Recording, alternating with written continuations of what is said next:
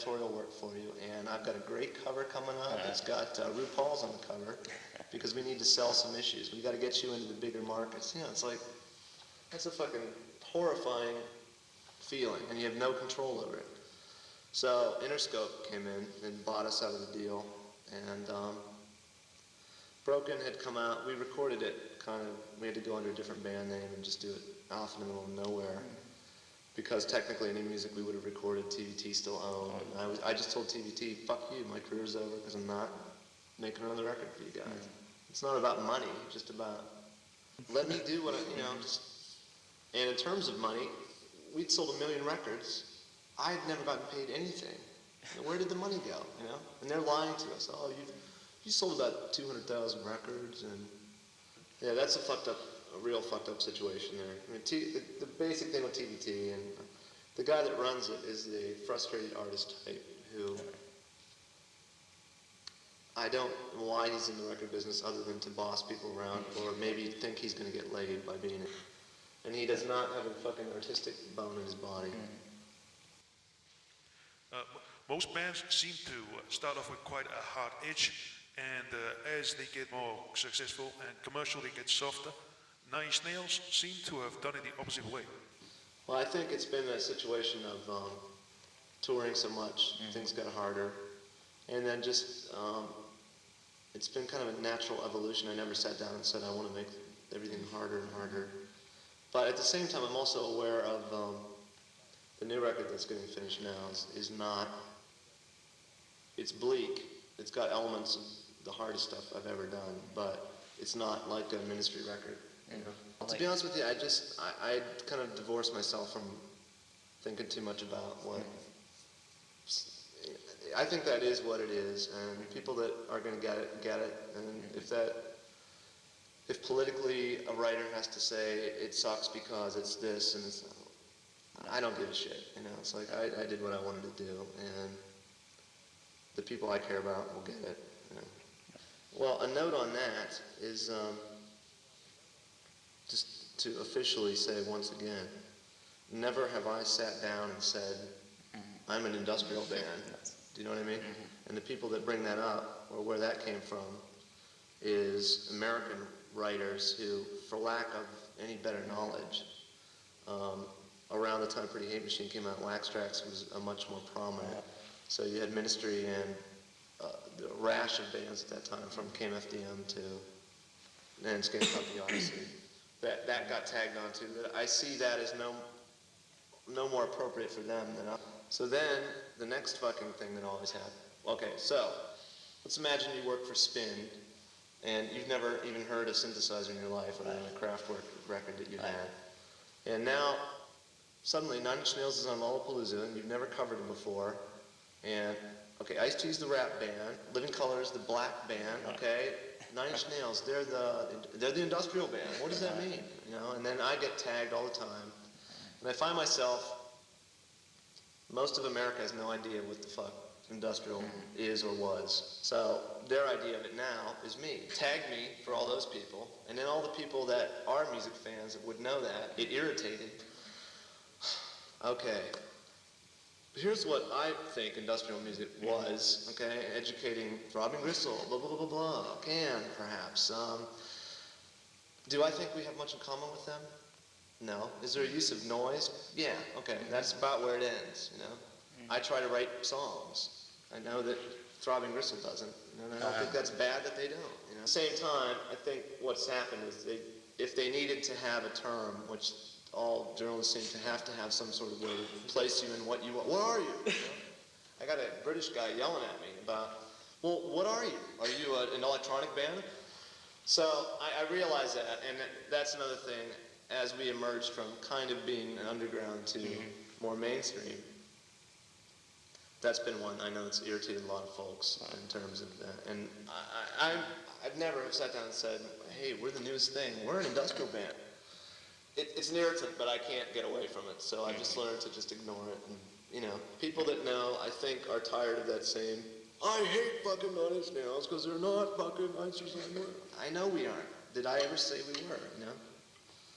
I appreciate those bands, you know. I have listened to them. I wouldn't say they're the biggest influences I've ever had, but You know, it's just a thing that needs to be. I mean, I hear that prong is industrial. What's industrial? You know, a guitar band. It's from that to Machines of Loving Grace. You know? Could you tell us what was the idea behind Fixed? Well, again, in America, the idea of the 12-inch remix has kind of evaporated now that everything's on CD instead of vinyl. And I just wanted to, the original idea was to just farm it out to a bunch of different people that I respected and say, do whatever you want to do. I don't care if there's not one note of the original song in there. And then just put together an assembly that was very kind of off the cuff, less thought went into it. It was more random, more indulgent, which I think that definitely is. Some of it's hit and miss. There's leftover snippets of stuff that was around. And sell it as a 12-inch, you know, as one 12-inch would encompass all the songs off the record. And some of them didn't come to life, and some of the ideas I had were kind of shitty and didn't work as well. Like, Coils was awesome, I thought. Yeah, that was fucking great. What about the Bolshevik track that we've heard about? What's on there is a tiny little bit of a remix he did. And the idea was kind of like, here's how the chain of thought went. Towards the end of that thing, I thought, you know, what if I could get like Pantera to redo a song, or just somebody really from another world that's super heavy. And then I realized that wasn't going to happen at the time allotted. And at the same day, I got a fax from Butch Vig saying, I'd like to work on something that you've done, or are you into doing anything with me? And I don't just do Nirvana bands, but I did a EMF remix or some fucking thing like that. I would be impressed by that. So I called him up and talked to him. He's a really nice guy. He's from the same general area of the country that I'm from, breeds the same kind of mentality somewhat. And I said, you want to do a remix? Yeah. What do you want me to do? I just said, make it the hardest thing you've ever listened to. So I sent him a track off the record, and he called me up in a couple days and said, you know, I've had a lot of fun with this, but I listened to the tracks, and there's no way I could make it harder than it was. So I tried a totally different direction, and I hope you'll like it. You may not like it, though. So I got the DAT back, and I put it in, and it had been, the song was Last, and it was, he had turned it into everything I fucking hate. It's a jangly guitar kind of thing, and played all the instruments on it, and I really appreciated the amount of work that went into it, you know, and the craft behind it, but I just hated it. I mean, I hate it much. I can't listen to my version of the song anymore. I just can't, And I thought, you know, keeping in line with what the idea of the record was, I should put it on there, because that truly is do whatever you want to do. But I realized if I did that, college radio is going to start playing it. Right. I can just imagine a horrified fan grabbing like, what? Is that 9-inch nail? Oh, Jesus. Remember, we got to be industrial, and I can't have any jangly guitars going in there. So, put me in an odd position, because I appreciate what he did, and I didn't mean to talk shit about him. I don't think I have, but that, I wasn't ready for that at all. Fetus one, I mean, that's the thing where Jim and I are kind of friends, and I just said, go to town. 2 days later I did that, and that was it. And I think it's cool for what it is. I realized when I sent him the tapes, well, I didn't realize until I got the DAT back, that when we did that song in the studio, I'd had Martin Atkins, of all people, playing drums on it. But then we added program drums and then kind of cut between the two. But the program drums weren't on tape, so he didn't have them. The Fetus didn't have them. So the only drums he had to work with were Martin's, which instantly gave it a whole different sound, because it's real playing. And, no, I liked Jim. I'd like to work with him in some capacity. And, well, what we're trying to do right now is, I mean, I met Peter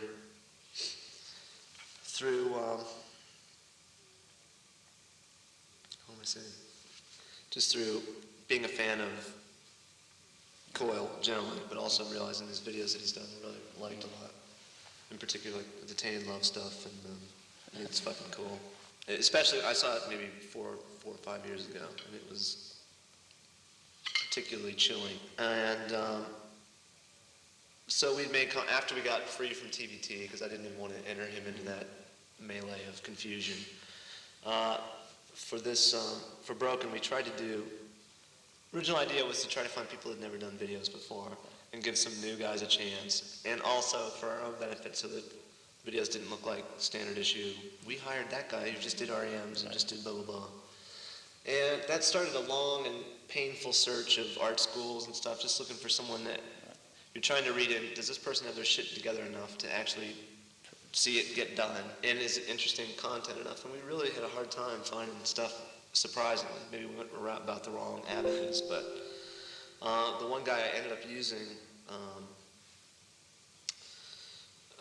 I'm just completely drawing a blank for some reason right now, who worked with all the survival research, John Reese. Seemed like a cool guy. Have you ever seen his my brain just stopped on me. He did a film outside the survival research stuff, which is pretty cool. And I talked to him, and he had a pretty cool, he was psyched because this just fell out of the sky onto his lap. You know, you want to make a film for $50,000, $60,000, $70,000, you know. Yeah. And I had an idea, talked to him about it, and we spent about a month just refining the idea into, I think we accomplished maybe 70% of it by filming it, you know. And it's the basic idea that I had, but it turned into a thing of, okay, obviously this is unplayable in most circuits. Yeah, so let's just make something that interests us, and then we'll see what we'll do with it at the end. And, you know, it got done, and I'm tired of seeing it now. The first time we did it, it wasn't really extreme enough. I mean, it's already beyond the line of what's going to be played on TV. Okay, so why then just stop at, you know, let's just fucking go for it, you know? And the guy that's in it is so extreme to start with that just what he does normally, filmed, is real intense stuff. And so we finished that. We did one for Pinion, the intro to Broken, which is only a minute long with no vocals, which is the only video we gave, the first video we gave to MTV. So it's a world premiere video. And I don't know if you've seen that or not. That was a guy from New York did that, and it's pretty interesting. But it doesn't matter. There was an issue of censorship that it got taken off because of something.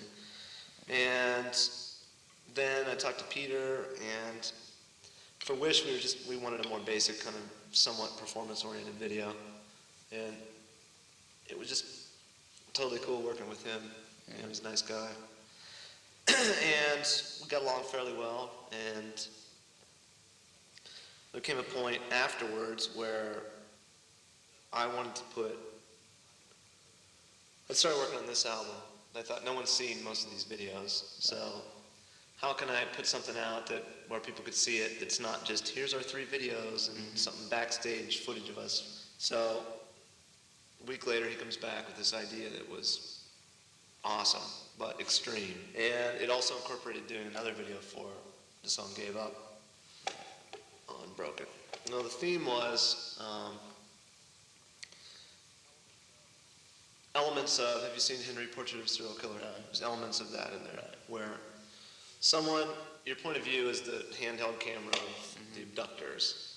You're riding around LA and you see this kind of kid walking down the street. Next thing you know, that kid's tied up in a garage somewhere. There's a TV in the garage, and on the TV, you'll see the beginning of one of our videos. It zooms into the video.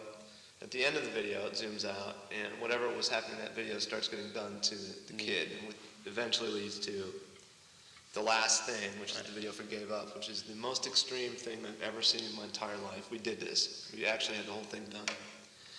And when he showed up with the footage, because we edited it at my house, it was unbelievably real, and it made Henry Portrait of a Serial Killer look like a fucking Bambi movie. I mean, it is unquestionably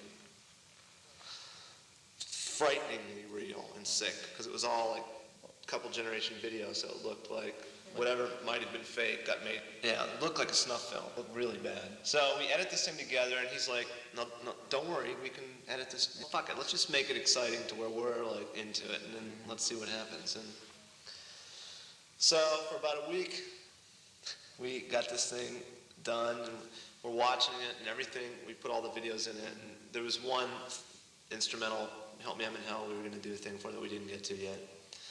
And so we're at the online place, finishing it up, and looking at each other like, people there are just sick, and they can't even watch it, you know, and there's like,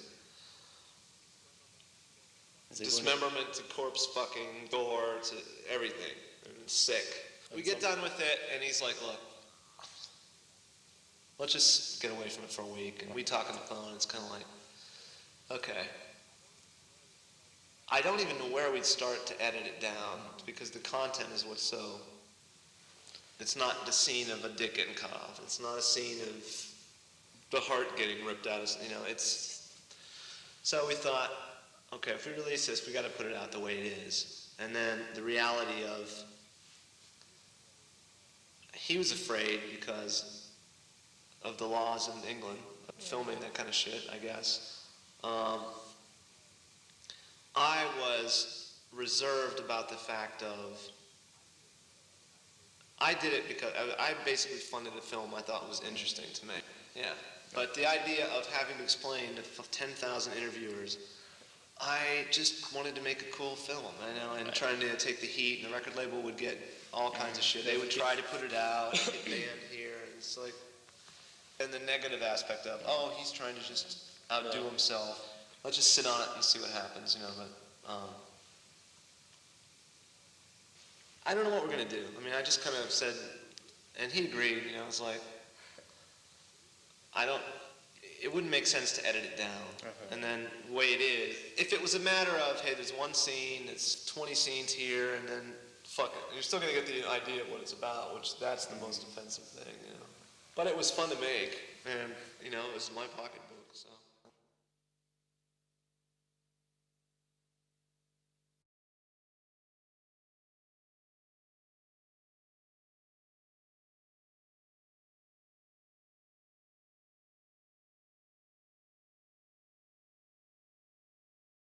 To start with, could you tell